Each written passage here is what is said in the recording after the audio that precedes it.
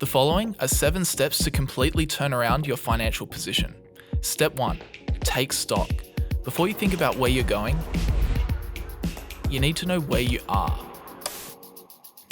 This will take a few hours, but it's very important. Look at the last 3 months of every bank account you have. You need 2 columns, income and expenses. Write everything down. Leave out nothing. Get a new sheet of paper.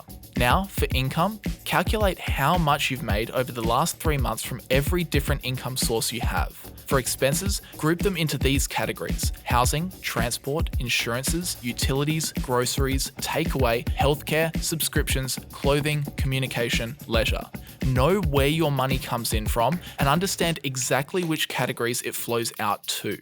New sheet of paper, 2 columns, assets and liabilities. In assets, write down everything you own. How much cash is sitting in your bank? How much of your car do you own? And what's your car's worth on the market? If you have a mortgage, how much of your house do you own? And what's your house roughly worth on the market? If you have a stock portfolio, what's it currently worth? If you have retirement savings, how much? Also include valuable items. What's the market value of your electronics, furniture, jewelry, and so on? Then list your liabilities, things you owe. What's left to pay on your mortgage? What's left to pay on your car loan? Do you have credit card debt? Do you have a personal loan? Do you have student loans? Work out what you own and what you owe. The biggest companies in the world do this once per quarter. You should too. Step 2. Where are you going? You need to know why you're trying to turn your life around. Are you saving for a house deposit? Are you trying to pay off your student loans? Are you trying to build a stock portfolio worth a certain amount? Having a strong why makes you much more likely to actually follow through. So have a long-term goal in mind and write it down. Then make 2 or 3 financial goals for the next 12 months. I want to pay down my credit card. I want to invest $5,000. I want to make $10,000 more than I did last year. I want to reduce my unnecessary spending by 30%.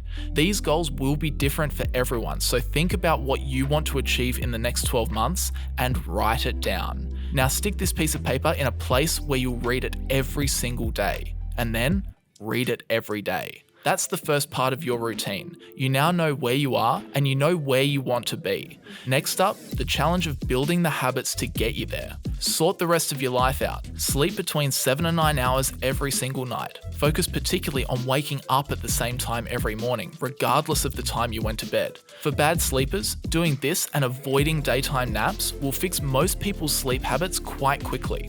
Exercise regularly. Get out there, walk, run, lift something heavy. Put your body to work on a regular weekly schedule. Eat on a regular schedule, 3 meals per day at the same time of day.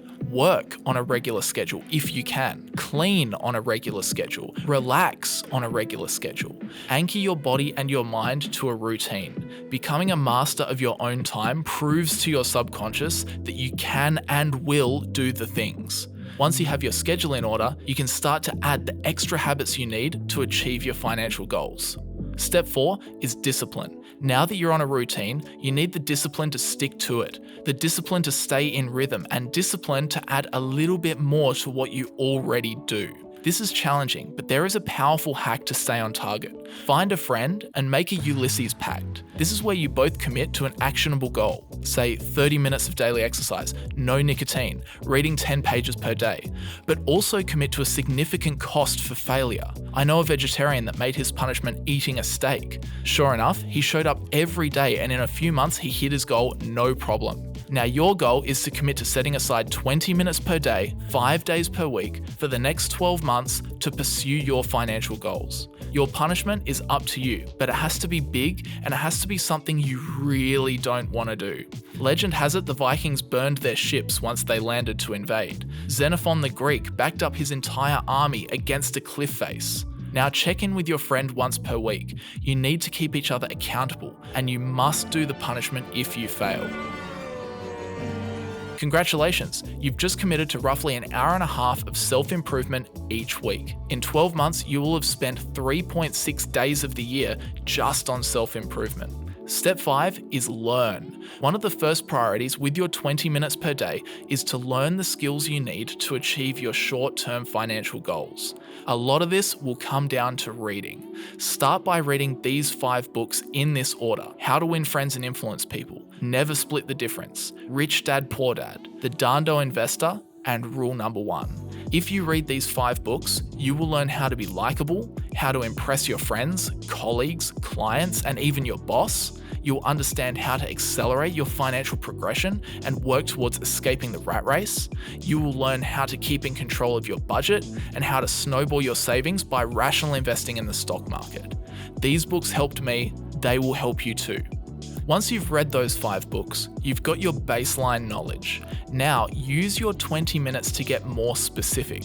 Watch YouTube videos, listen to podcasts, read books that will help teach you the skills you need to get closer to your short-term financial goals. If you want to rein in your expenses, learn about budgeting. If you want to get a promotion, look to upskill in your profession. If you want to start a side hustle, learn about business. Using your 20 minutes per day wisely will be the biggest factor in achieving your short-term financial goals.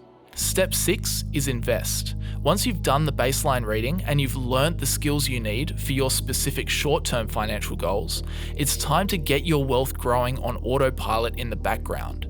Research passive investing, which is the process of tucking away a small amount of money regularly, spreading that money across the whole market, and participating in the long-term broader stock market performance. $500 per month at the average market return of 10.15% turns $240,000 invested over 40 years into $3.3 million. Einstein once said, "Compound interest is the 8th wonder of the world. He who understands it, earns it. He who doesn't, pays it." By far, the biggest needle mover in your life will be investing. So just do it. Open a brokerage account and get started on a regular schedule. Then once you've taken stock, once you know where you're going, once you've locked into your routine, once you've trained your discipline, once you've done the learning, and once you're investing, the last step is to simply check in.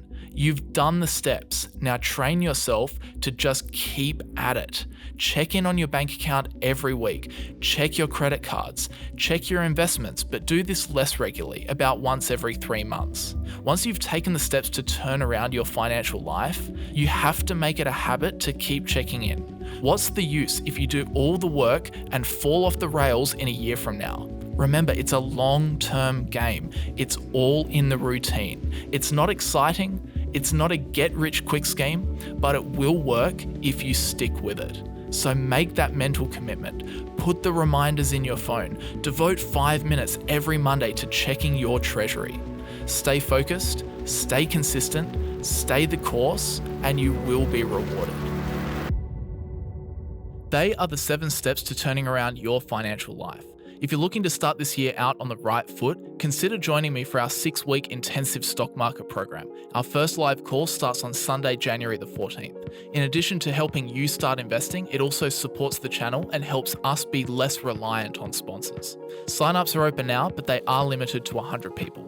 I hope to see you there. Thanks for watching.